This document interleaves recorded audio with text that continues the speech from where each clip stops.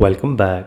Are you a window user? Let me show you the fastest way to shortcut key for cut and paste. For example, you want to cut and paste 100 from cell A3 to B3. So for how you can do that, you need to press the Ctrl plus X and now head to the adjacent cells and press Ctrl V.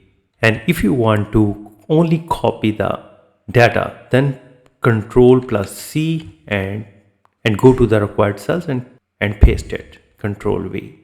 And if you want to undo that, you need to press Ctrl Z. So if you want to select all the data, then place the cursor in the required cells and press Ctrl A. And now Ctrl plus C to copy and Ctrl plus V to paste. And if you want to cut paste, then Ctrl X for cut and Ctrl V for paste.